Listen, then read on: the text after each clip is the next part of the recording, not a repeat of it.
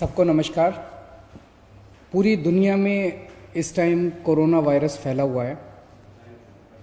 दुनिया के दूसरे देशों से सीख के हमें अपनी स्ट्रैटेजी बनानी है कि हम कोरोना से कैसे डील करेंगे।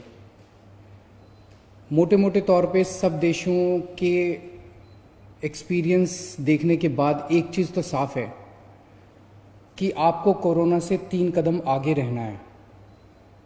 अगर आप सोते रहे और कोरोना फैल गया तो उसके बाद आप कोरोना को कंट्रोल नहीं कर पाएंगे। अगर आप कोरोना से जो देश कोरोना से 2 कदम आगे रहे, 3 कदम आगे रहे, उन्होंने कोरोना को सफलतापूर्वक कंट्रोल कर लिया।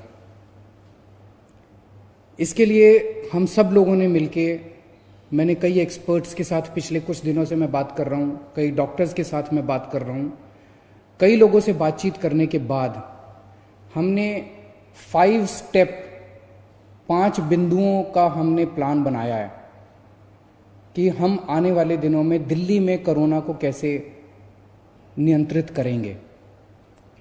इसमें ये एक तरह से 5T है, 5T प्लान है। पहला T है टेस्टिंग।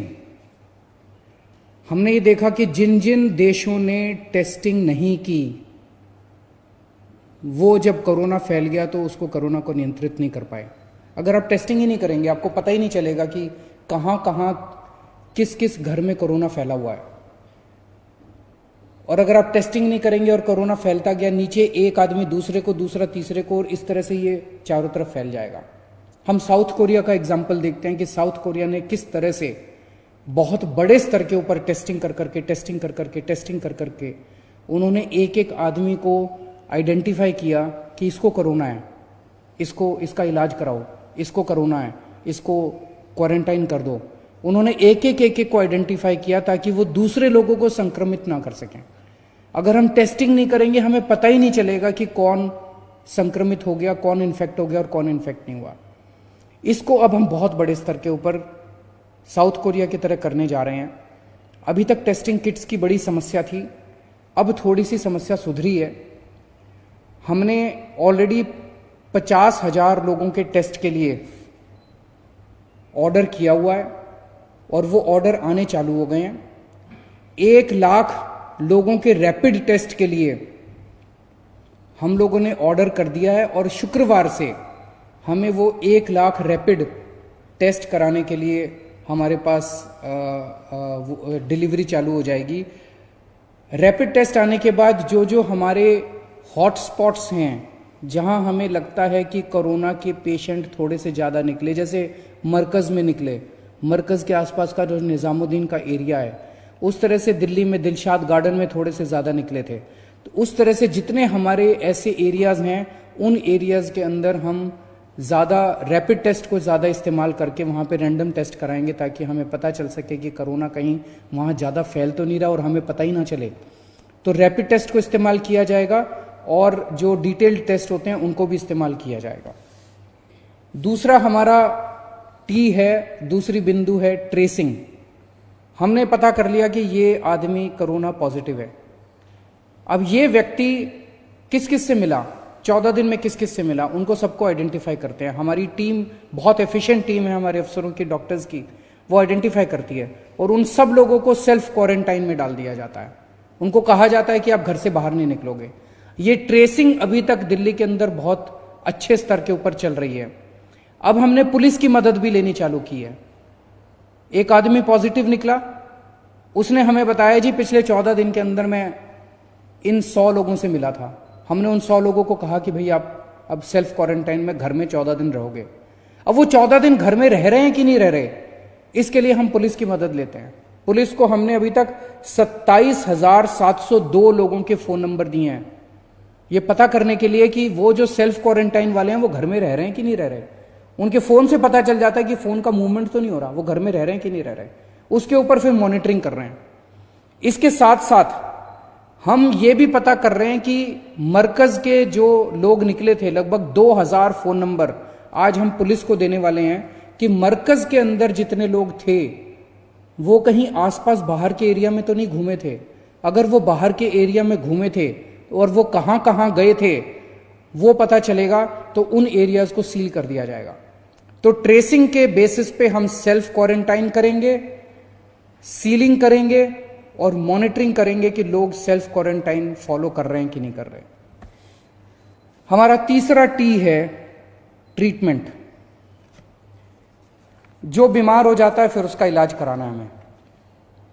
अभी तक दिल्ली में लगभग 525 टोटल कोरोना के पॉजिटिव केस आए हैं। हमने इस टाइम ऑलरेडी लगभग 3000 बेड्स की क्षमता तैयार कर ली है। एलएनजेपी हॉस्पिटल हमने पूरी तरह से कोरोना हॉस्पिटल डिक्लेयर कर दिया। अब वहां पे कोई इलाज नहीं हो रहा है। 1500 बेड वहां पे हैं, वहां पे केवल और केवल कोरोना वालों का इलाज होगा। जीबी पंत हॉस्पिटल में 500 बेड हैं, उसको हमने कोरोना हॉस्पिटल डिक्लेयर कर दिया, वहां पे अब किसी का इलाज नहीं हो रहा है। Rajiv Gandhi super speciality hospital में 450 बेड्स हैं, उसको हमने पूरी तरह से कोरोना हॉस्पिटल डिक्लेयर कर दिया, वहां पे अब किसी का इलाज नहीं हो रहा है। तो इस तरह से 2450 बेड्स सरकारी क्षेत्र में हैं और 400 बेड्स हमने प्राइवेट हॉस्पिटल्स के अंदर कोविड डिक्लेयर कर दिए हैं। इसमें मैक्स साकेत का ई ब्लॉक पूरी तरह से कोविड डिक्लेयर कर दिया गया है, जहां पे 318 बेड्स हैं। अपोलो के 50 बेड्स कोविड डिक्लेयर कर दिए गए, वहां पे और कोई ट्रीटमेंट नहीं होगा। गंगाराम कॉलमेट के 42 बेड्स, वो अलग बिल्कुल बिल्डिंग है उनकी, उसको हमने कोरोना के लिए डिक्लेयर कर दिया, वहां और कोई ट्रीटमेंट नहीं होगा। ये सारे मिला के 2950 बेड्स बनते हैं। आज दिल्ली में 525 पेशेंट्स हैं, 2950 बेड्स हमारे कोरोना के लिए अलग से ईयरमार्क कर दिए गए हैं। तो लगभग अगर 3000 तक पेशेंट्स होते हैं तो हमारे पास हॉस्पिटल्स के अंदर बेड्स हैं। 3000 क्रॉस कर जाता है तो हम जीटीबी हॉस्पिटल को पूरी तरह से कोरोना डिक्लेयर कर देंगे।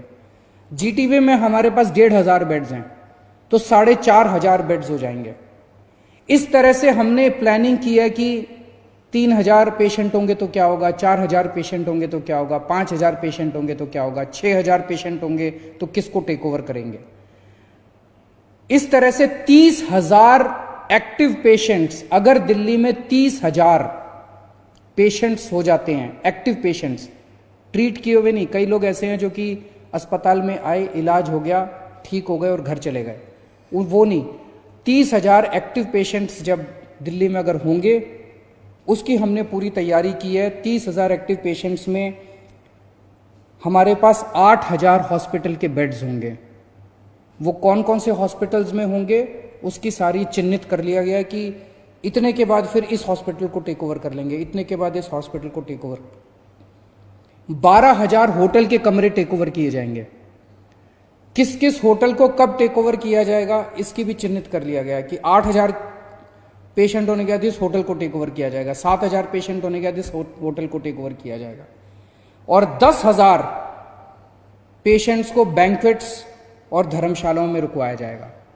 तो 30,000 जब हमारे पास पेशेंट्स होंगे तो जो सबसे सीरियस पेशेंट्स होंगे, जिन पेशेंट्स को हार्ट की बीमारी या लिवर की बीमारी या कैंसर या सांस की बीमारी या डायबिटीज होगी, वो और जो 50 के ऊपर की उम्र के होंगे, इन लोगों को अस्पताल में रखा जाएगा। और जिन लोगों को माइनर सिम्टम्स होंगे, जो 50 के कम की उम्र होंगे, कोई और बीमारी नहीं होगी इस तरह के, उनको हम होटल में और धर्मशाला में आइसोलेशन में रखेंगे। लेकिन वहां भी सारी मेडिकल सुविधाएं मौजूद होंगी, वहां भी डॉक्टर्स, नर्सेस, सारी मेडिकल सुविधाएं मौजूद होंगी। लेकिन जो सीरियस किस्म के पेशेंट्स होंगे उनके लिए 8,000 बेड्स का इंतजाम किया जाएगा। कितने पेशेंट्स होने पे हमें कितने वेंटिलेटर्स की जरूरत पड़ेगी, कितने ऑक्सीजन की जरूरत पड़ेगी, इसका भी पूरा खाका तैयार है। 30,000 पेशेंट्स होने पे हमें 400 वेंटिलेटर्स की जरूरत पड़ेगी, 1200 ऑक्सीजन के बेड्स की जरूरत पड़ेगी। इनकी सबकी तैयारी की जा रही है, काफी तैयारी हो चुकी है। हमें कितने पीपी किट्स की जरूरत पड़ेगी कितने पेशेंट्स पे, इसकी पूरी कैलकुलेशन की जा चुकी है। इस वक्त बाकी चीजों की उतनी दिक्कत नहीं है, पीपी किट्स की थोड़ी सी समस्या आ रही थी, थोड़ी सी मदद कल केंद्र सरकार से पहुंची है। हमें पीपी किट्स के हमने काफी सारे ऑर्डर कर दिए हैं, लेकिन अगले हफ्ते तक वो ऑर्डर आने चालू होंगे। इस दौरान थोड़ी इमरजेंसी सिचुएशन थी। कल केंद्र सरकार से परसों चिट्ठी आई है कि 27,000 पीपी किट्स वो हमें दे रहे हैं, वो आज या कल में आ जाएगी। तो फिलहाल पीपी किट्स की समस्या भी हमारी दूर हो जाएगी। तो ये ट्रीटमेंट है, तीसरा टी ट्रीटमेंट है। चौथा टी हमारा है टीम वर्क। ये कोरोना को अकेले कोई नहीं ठीक कर सकता। कोई अगर ये सोचे कि मैं अकेला कोरोना को ठीक कर दूं, वो नहीं हो सकता।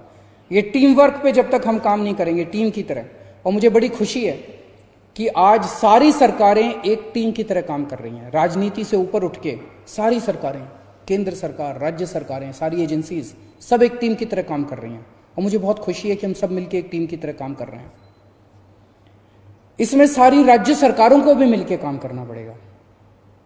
अगर हम दिल्ली के लोग यहां बैठ के सोचें कि अपने को दिल्ली दिल्ली का सोचना है, महाराष्ट्र में कोई बीमार पड़ रहा है तो अपने को चिंता करने की जरूरत नहीं है, ऐसा नहीं है। महाराष्ट्र में अगर कोई बीमार है और जिस दिन लॉकडाउन खुला और वो दिल्ली आ गया तो फिर अपने दिल्ली में फैल जाएगा। दिल्ली में कोई बीमार है और कल लॉकडाउन खुलेगा, वो पश्चिम बंगाल चला गया तो वहां पे फैल जाएगा। तो अपनी सारे सरकारों को और सारे देश के लोगों को एक परिवार की तरह एकजुट होकर एक टीम की तरह काम करना पड़ेगा। और सारी राज्य सरकारों को हमें आपस में एक दूसरे से सीखना भी है। मुझे बड़ी खुशी होती है, मैं देखता हूं कि तमिलनाडु में ये हो गया, महाराष्ट्र के अंदर ये हो गया, केरला में ये हो गया, पश्चिम बंगाल में ये हो गया, राजस्थान में ये हो गया, मध्य प्रदेश में उन्होंने ये अच्छा काम किया। हमें एक दूसरे से सीख के एक टीम की तरह काम करना है। डॉक्टर्स और नर्सेस हमारी इस टीम का, हमारे इस परिवार का अहम हिस्सा हैं। किसी भी हालत में हमें उन्हें बचाना है। वो हमारे सबसे बड़े सिपाही हैं। वो हमारी इस टीम का सबसे, उनके परिवार का हमें ख्याल रखना है।